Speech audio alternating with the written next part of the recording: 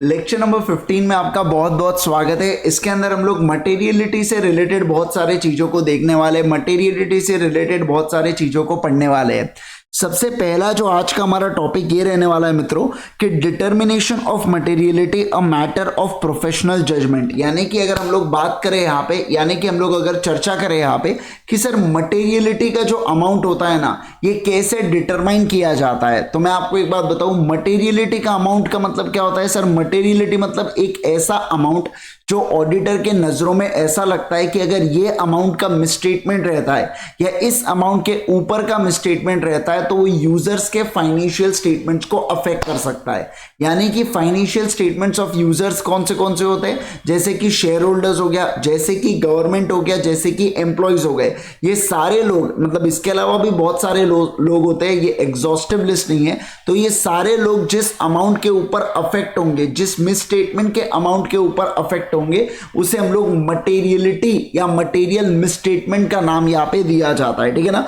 तो auditor in determination, the auditor's determination of materiality a matter of professional judgement रहने वाला है। Matter of professional judgement का मतलब होता है ये ऑडिटर की चॉइस रहने वाली है। समझना बात को।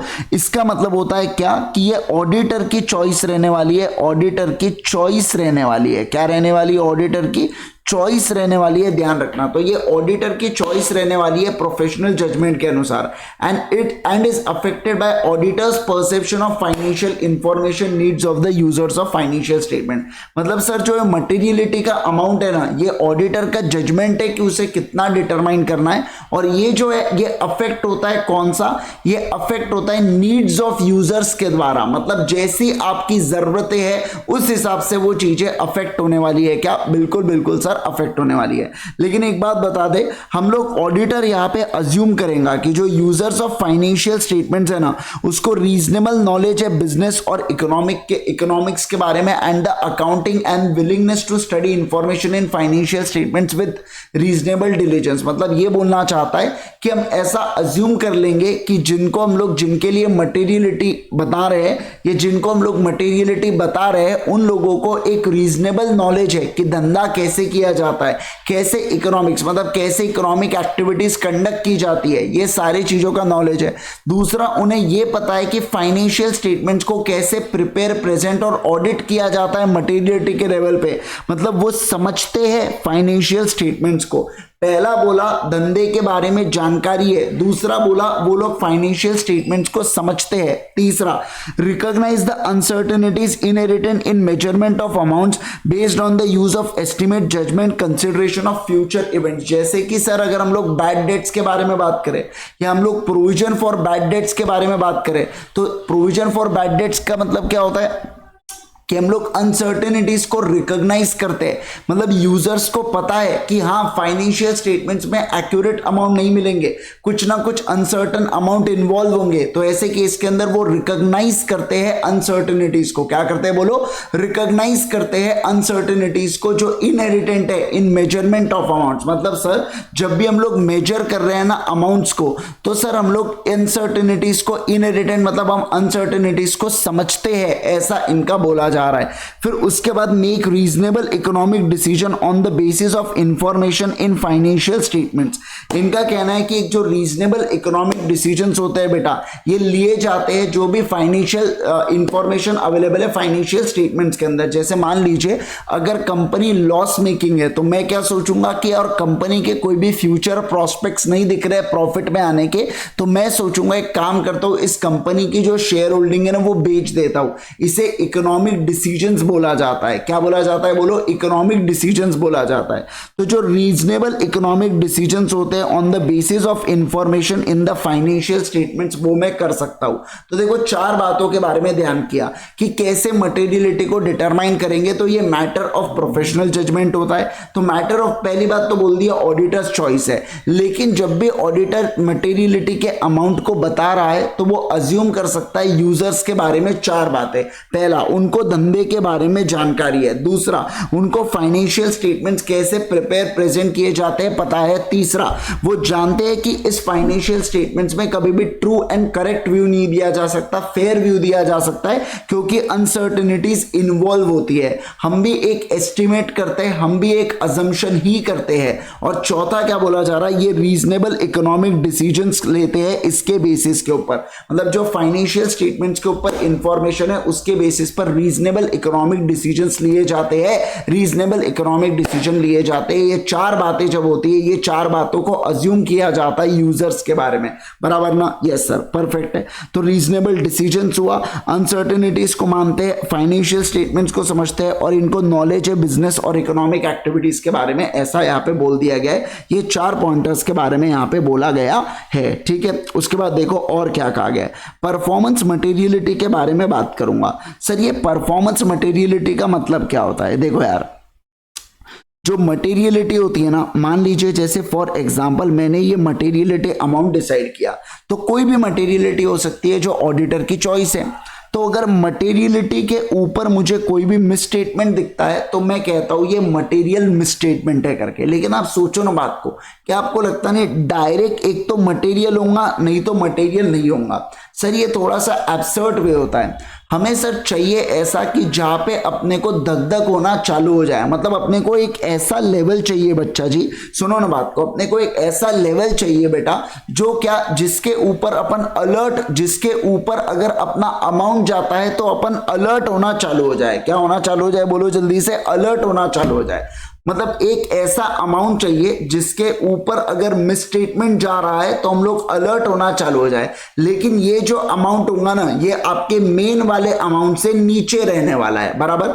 तो मटेरियलिटी लेवल से नीचे रहने वाली है आपकी क्या? Performance materiality. बोलो क्या रहने वाला है? परफॉर्मेंस मटेरियलिटी आपके मटेरियलिटी से लो रहने वाला है बेटा, बराबर। लेकिन जैसे ही चीजें परफॉर्मेंस मटेरियलिटी पे जाए तो हम लोग क्या बोलेंगे? धक धक करने लगा। समझ रहे हैं आप बात को? तो अपने को धक धक होना चालू हो जाएगा कि मटेरियलिटी के पार जाता है क्या करके, ऐसा यहां पे बोला जा रहा है।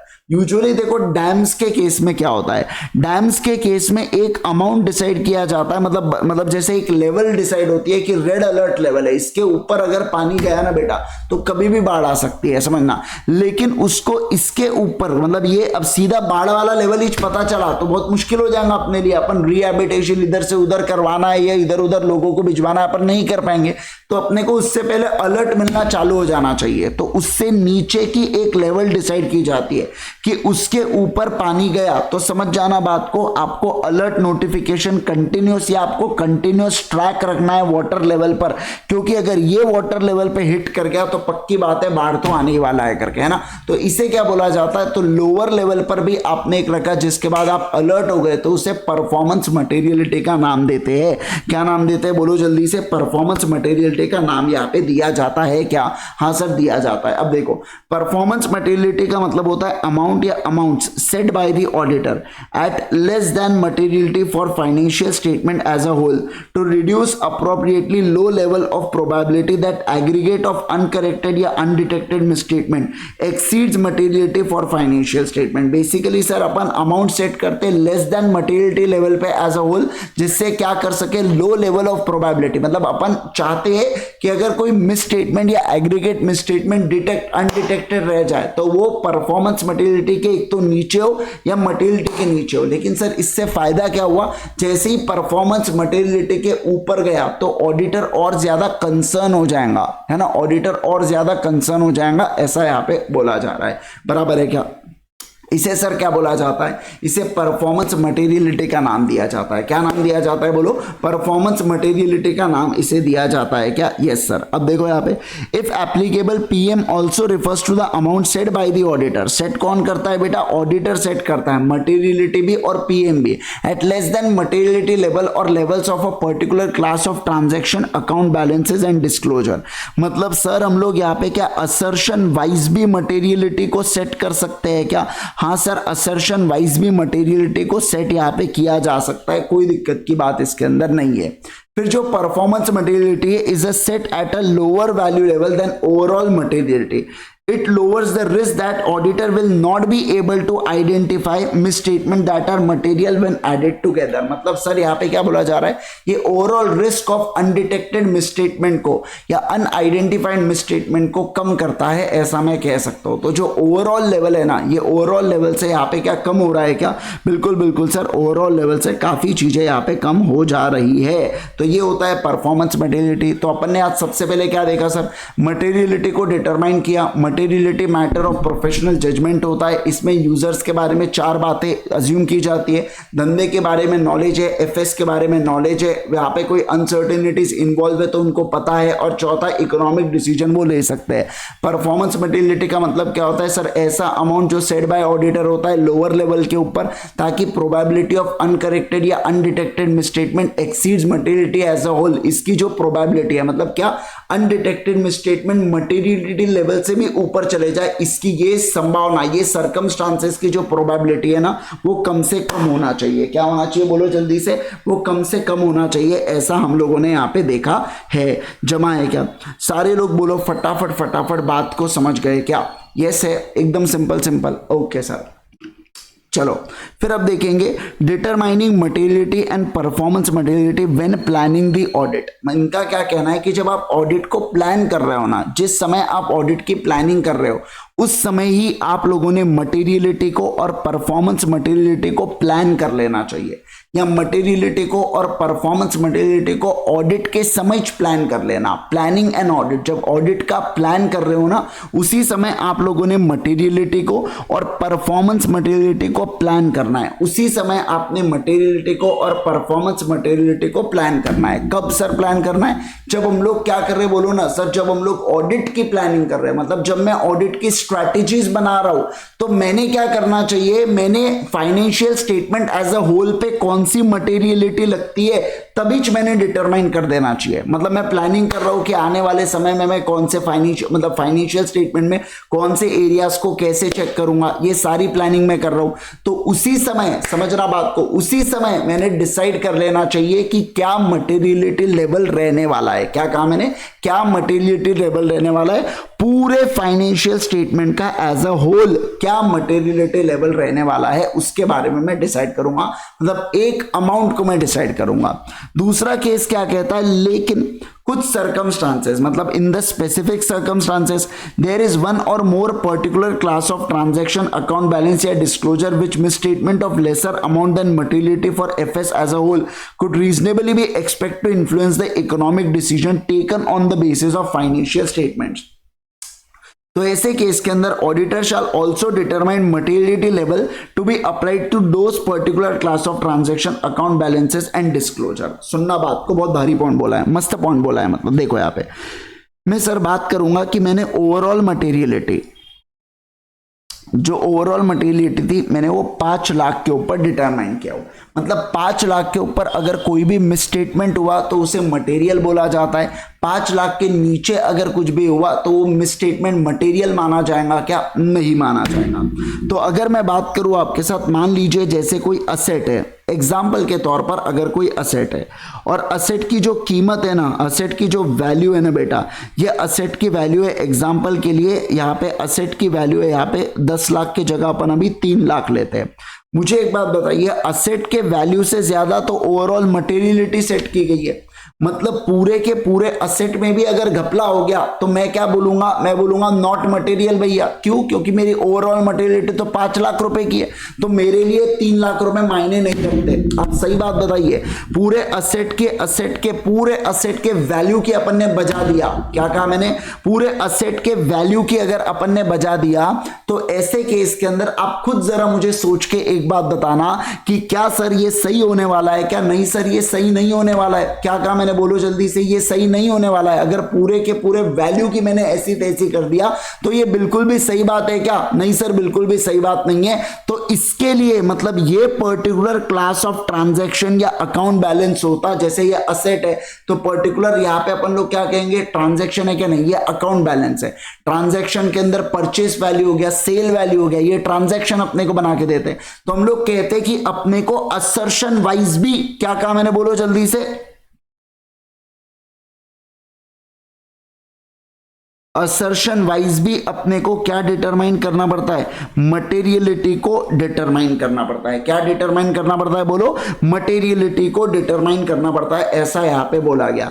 तो सर ओवरऑल मिसस्टेटमेंट 5 लाख है, लेकिन कभी कभार कुछ असेट हो गया, कुछ लाइबिलिटी हो गया जो ओवरऑल असेट से कम होता है। क्या होता है बोलो, ओवरऑल असेट से, ओवरऑल मटेरियलिटी लेवल से कम होता है, या अपने को ऐसा लगता है कि ओवरऑल मटेरियलिटी बहुत ज्यादा हो जाएगा बेटा। ये असेट के लिए तो ऐसा है कि 1 लाख के ऊपर क्या 50,000 के ऊपर भी अगर इसकी वैल्यू गई ना तो इसकी मटेरियलिटी चेंज हो जाएंगे। तो मैं बोलूंगा, मैं असर्शन वाइज मतलब मैं इस असेट के लिए 50,000 रुपए क्या रखूंगा, मटेरियलिटी रखूंगा। मतलब अलग से मटेरियलिटी को डिटरमाइन करूंगा पर्टिकुलर क्लास ऑफ ट्रांजैक्शन के लिए, ऐसा इनका कहना है। बराबर है ना। जरूरी नहीं है कि ओवरऑल मटेरियलिटी हर जगह काम में आए, कभी कभार आपको वो पर्टिकुलर क्लास ऑफ ट्रांजैक्शन या वो अकाउंट बैलेंसेस या वो डिस्क्लोजर के लिए भी मटेरियलिटी को डिटरमाइन करना पड़ सकता है, और आप मटेरियलिटी को डिटरमाइन करेंगे। बराबर, बस इतना पॉइंट यहां पे बोला जा रहा है। उसके बाद देखो, use of benchmark in determining materiality for financial statement as a whole. मतलब जो एफएस एज अ होल है उसके अंदर सर हम लोग कैसे बेंचमार्क को डिटरमाइन करेंगे, इन डिटरमाइनिंग मटेरियलिटी कैसे बेंचमार्क को डिसाइड करेंगे। बेंचमार्क का सबसे पहले अर्थ होता है, बेंचमार्क का मतलब क्या होता है कि जैसे मान लीजिए फॉर एग्जांपल असेट्स को मैं बेंचमार्क बना सकता हूं कि असेट्स का 10 टोटल असेट्स का 10% मेरे लिए मटेरियल अमाउंट होगा। मैं लाइबिलिटीज को बना सकता हूं, इक्विटी को बना सकता हूं, लाइबिलिटीज को बना सकता हूं, ऐसे बहुत सारी चीजें होती है। मतलब एक सिंपल सी बात है, एक जो परसेंटेज है हम लोग एक चूजन बेंचमार्क के अगेंस्ट अप्लाई करते हैं, जहां पे अपने को मटेरियलिटी का एक पॉइंट मिल जाता है कि इतना मटेरियलिटी होगा करके। बराबर, जैसे असेट के लिए मैं बोल सकता हूं असेट का पूरा टोटल असेट्स का 10% will be the materiality level. बराबर ना। मतलब सर किसी भी असेट में टोटल असेट से 20 लाख रुपए के, अब उसके अंदर बहुत सारे इंडिविजुअल असेट्स होंगे, तो किसी भी असेट में अगर 2 लाख रुपए से 20 लाख का 10% 2 लाख जो मटेरियलिटी हुआ है ना, तो 2 लाख के ऊपर अगर कोई भी यहाँ पे मिसस्टेटमेंट पाया गया तो मैं कहूंगा मटेरियल मिसस्टेटमेंट मुझे मिला। मैं क्या कहूंगा बोलो, मटेरियल मिसस्टेटमेंट मुझे मिला। तो ऐसा यहां पे कहा जा रहा है। तो देखो, determining materiality involves exercise of professional judgement. ये ऑडिटर की चॉइस है।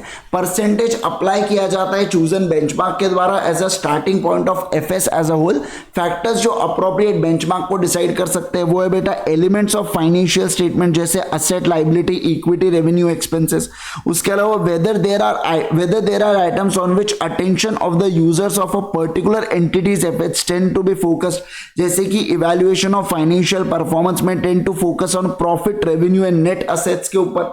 मतलब समझना, ये हुए एलिमेंट्स या आइटम्स ऑफ फाइनेंशियल स्टेटमेंट्स भी हो सकते हैं, जैसे प्रॉफिट हुआ, ग्रॉस प्रॉफिट हुआ, सेल्स हुआ, नेट असेट्स हुआ, कुछ भी हो सकता है। समझ रहे आप बात को। ऊपर के केस में सीधा फाइनेंशियल स्टेटमेंट्स के असेट, लाइबिलिटी, इक्विटी मतलब कि कैपिटल और यहाँ पे ये सारी चीज लाइबिलिटीज और वो सारी चीजें डाल दिए। फिर इसके अंदर nature of entity where the entity is at life cycle and industry and economic environment in which entity operates. मतलब सर कभी कभार ऐसा हो सकता है कि देखो, if the entity is financially sold by the debt rather than equity, users may put more emphasis on asset and claims them on the entity's earning करके। सिंपल सी बात है, डिपेंड करता है कि एंटिटी के स्ट्रक्चर में क्या क्या है। एंटिटी अगर पूरा के पूरा डेट ड्रिवन एंटिटी है बेटा, तो ऐसे कि इसके अंदर इक्विटी को बेंचमार्क बनाना मूर्खता होंगी। बराबर ना। तो इनका कहना है कि आप उस हिसाब से फिर डिटरमाइन करना, और ये भी चेक करना कि कंपैरेटिवली जो बेंचमार्क है ना वो ज्यादा वोलाटाइल नहीं होना चाहिए। वोलाटाइल का मतलब होता है वो ज्यादा इधर से उधर चेंज होते रह रहा है बार बार। जैसे शेयर की प्राइसेस वोलाटाइल होती है, वो हर मिनट बदलते रहती है, अब समझ रहे। तो वैसा ही वोलाटाइल नहीं होना है। गोल्ड की प्राइसेस वोलाटाइल होती है, वो हर दिन चेंज होते रहती है कंटिन्यूअस। कभी भी एक दिन का और दूसरे दिन का अगले दिन का रेट सेम नहीं रहने वाला है। तो ये रिलेटिव वोलेटिलिटी का बेंचमार्क आता है। बराबर। तो आपका बेंचमार्क ऐसे हो जो बार बार फ्रीक्वेंटली चेंज नहीं होना चाहिए, स्टेबल आपका बेंचमार्क रहना चाहिए, ताकि क्या हो, आपका मटेरियलिटी का अमाउंट, देखो जिसके ऊपर मटेरियलिटी डिटरमाइन कर रहा है, अगर वो चेंज हुआ तो मटेरियलिटी भी कम ज्यादा होते रहेंगे। तो उसको लेके यहाँ पे बातचीत की गई है। बराबर है क्या? Yes sir. अब देखो, Example of benchmark that may appropriate depending upon the circumstances of entity include categories of reported income such as profit before tax, total revenue, gross profit and total expenses, total equity, net asset value। तो ये examples of benchmark है बेटा सारे चीजों के, मतलब ये reported income के ऊपर कौन से पीबीडी हो सकता है, टोटल रेवेन्यू हो सकता है, ग्रॉस प्रॉफिट हो सकता है, टोटल एक्सपेंस हो सकता है, ये सारे चीजें बेंचमार्क के एग्जांपल्स है। अब देखो profit before tax from continuing operation is often used for the profit oriented entities. When the profit before tax from continuing operation is volatile other benchmark may be more appropriate such as gross profit या total revenue ज्यादा appropriate यहाँ पे हो जाता है। मतलब sir profit before PBT from continuing operation है ना is often use for profit oriented entities. तो सिंपल सी बात है सर, अगर कंटिन्यूइंग ऑपरेशन वोलाटाइल रहा तो दूसरे बेंचमार्क आप लगा देना। ये तो मतलब वोलाटाइल आपको नहीं चाहिए, बस इतना यहाँ पे बोल रखा है। तो देखो रेलेवेंट कौन से हो सकते हैं आपके लिए, फाइनेंशियल डेटा जैसे प्रायर पीरियड फाइनेंशियल रिजल्ट्स या फाइनेंशियल पोजीशन हो सकती है, पीरियड टू डेट मतलब इस साल में 1 अप्रैल से लेके अब तक क्या यहाँ पे रिजल्ट्स आए वो पोजीशन हो सकती है, बजट या फोरकास्ट हो सकता है, सिग्निफिकेंट चेंजेस को एडजस्ट करना या रेलेवेंट कंडीशंस को अप्लाई करना, वो सारे भी बेंचमार्क बन सकते हैं क्या? यस सर, ये सारे के सारे बेंचमार्क यहाँ पे बन सकते हैं, उसमें कोई दिक्कत की बात को नहीं है। अब देखेंगे sir determining percentage to be applied to chosen benchmark involves exercise of professional judgement. आप खुद सोच के देखो बेटा, अगर आप सेल्स का 10% और अब प्रॉफिट का 10%, क्या आप ये दो बेंचमार्क को कंपेयर कर पाएंगे क्या ये दो बेंचमार्क यहाँ पे कंपेरेबल है? कतई नहीं सर। सेल्स हो सकता है आपका करोड़ में हो, प्रॉफिट आपका लाख में हो करके, तो ऐसे केस में दोनों में 10-10% का मटेरियलिटी या 10-10% का अमाउंट या बेंचमार्क का यहाँ पे डिसाइड करना, परसेंटेज डिसाइड करना सर ये गलत है। सेल्स में हम कहेंगे कि एक काम करो 2% लगा दो और प्रॉफिट पे 10% रहने दो, मतलब परसेंटेज डिफर कर सकते हैं बेंचमार्क के ऊपर, और जो बहुत ऑब्वियस है क्योंकि उसके पीछे कितना बड़ा अमाउंट इन्वॉल्व है ये हमें नहीं पता ना बेटा। तो ऐसे केस के अंदर relationship between percentage and chosen benchmark such that percentage applied to the PBT from continuing operation will normally be higher than percentage applied to total revenue, है ना। तो मतलब अगर PBT के ऊपर प्रॉफिट के ऊपर मैं अप्लाई कर रहा हूं तो वो 10-20% होगा सर, है ना, 10-20% होगा, और सेल्स के ऊपर करूंगा तो 10%। क्यों? क्योंकि देखो अगर सर सेल मान लीजिए 5 करोड़ का है और जो प्रॉफिट है ना ये प्रॉफिट मान लीजिए 50 लाख का है, तो 5 करोड़ का 10% कितना होने वाला है यहाँ पे? 5 करोड़ का 10% 50 लाख रुपए होने वाला है, बराबर ना। और 50 लाख का 10% कितना होने वाला है? 5 लाख रुपए आने वाला है। क्या दोनों में कोई भी कंपैरिजन है क्या? नहीं sir.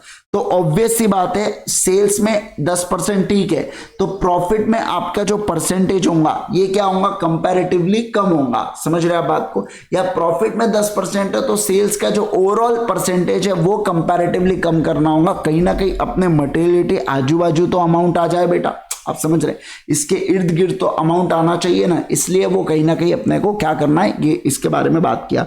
There is an relationship between the percentage and chosen benchmark such that percentage applied to profit before tax from continuing operation will normally be higher than the percentage applied to total revenue. तो एक comparatively higher ही यहाँ पे रहने वाला है, ठीक है। अब देखो मटेरियलिटी लेवल और levels of particular class of transaction account balances और डिस्क्लोजर, मतलब सर ये असर्शन वाइज मटेरियलिटी के रिगार्डिंग बात कर रहा है।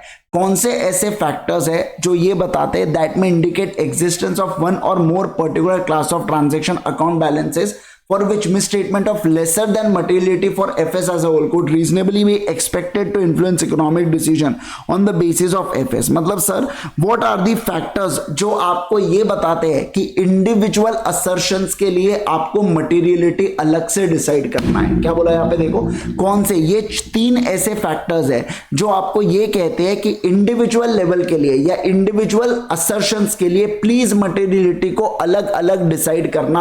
क्या डिसाइड करना बोलो? प्लीज मटेरियलिटी को अलग अलग डिसाइड करना, उसके बारे में बोला जा रहा है। सर कैसा? जब देखिए यहाँ पे सिंपल सी बात है सर जब लॉ एंड रेगुलेशन या एप्लीकेबल एफआरएफ अफेक्ट करता है यूजर्स एक्सपेक्टेशन रिगार्डिंग मेजरमेंट या डिस्क्लोजर, जैसे रिलेटेड पार्टी ट्रांजैक्शंस है, तो रिलेटेड पार्टी ट्रांजैक्शंस को लॉ इज्जत दे रहा है बेटा, कंपनीज एक्ट उसको अलग से इज्जत दे रहा है कि तुमने डिस्क्लोज करना है, तो क्या आपको लगता नहीं ऐसे ट्रांजैक्शन के लिए आप एक अलग से मटेरियलिटी को यहाँ पे करने वाले हो? बिल्कुल। कभी कभार कोई इंडस्ट्री से रिलेटेड की डिस्क्लोजर्स होते हैं, जैसे फार्मास्यूटिकल कंपनी है तो उन लोगों को बेटा रिसर्च एंड डेवलपमेंट का एक्सपेंस बताना होता है, या अपने पीजीबीपी में पढ़ा भी होगा है ना, कि उसके अंदर आपको यहाँ पे जो रिसर्च एंड डेवलपमेंट कॉस्ट का आपको कितना बेनिफिट मिलता है करके, कितना आप क्लेम कर सकते हो, ये सारी चीजें अपने पढ़े होंगे। तो ये जो की डिस्क्लोजर्स है, अगर की डिस्क्लोजर्स कोई इंडस्ट्री के अंदर बोला जा रहा है तो आपने उससे रिलेटेड भी मटेरियलिटी को देखना है। और whether attention is focused on particular aspect of entities business that is separately disclose, like in case of newly acquired business, तो अगर न्यूली एक्वायर्ड है या कोई मान लो न्यूली डेवलप्ड बिजनेस है और उसको अपने को उसके ऊपर अलग से अटेंशन जताना है, तो हम लोग कहेंगे उसके लिए भी आप दूसरी मटेरियलिटी यहाँ पे डिसाइड करोगे क्या? यस सर, उसके लिए भी अलग मटेरियलिटी यहाँ पे रहने वाली है। तो ये वो फैक्टर्स है जो ये कहते हैं कि इंडिविजुअल्स के ऊपर, इंडिविजुअल मटेरियलिटी के ऊपर डिटरमाइन करो सर चीजों को। सबसे पहला क्या है सर? लॉ एंड रेगुलेशन अगर चाहते हैं तो, दूसरा की डिस्क्लोजर्स अगर चाहते हैं तो, और तीसरा अगर particular aspect of entities business जो न्यूली एक्वायर्ड है। क्या है बोलो जल्दी से? जो न्यूली एक्वायर्ड है, तो हम लोग कहेंगे कि सर यहाँ पे भी आप क्या कर लो, मटेरियलिटी लेवल को यहाँ पे भी आप डिसाइड कर लो। क्या कर लो बोलो? मटेरियलिटी लेवल को यहाँ पे भी डिटरमाइन कर लो। समझ गए क्या सारे लोग? बोलो जल्दी से, क्या बात को आप सारे लोग समझ गए क्या? है ना, तो ये पूरी बातें यहाँ पे हो जाती है। चलिए परफेक्ट है। यस तो इतना सेशंस हमारा मतलब प्री रिकॉर्डेड नहीं हुआ था, वो रिकॉर्ड नहीं हो पाया था क्लास के अंदर, तो मैंने इसको अलग से एक रिकॉर्ड कर लिया वो छोटे से पार्ट को, और इसके बाद फिर आप नेक्स्ट वाले इससे कंटिन्यू यहाँ पे कर सकते हैं।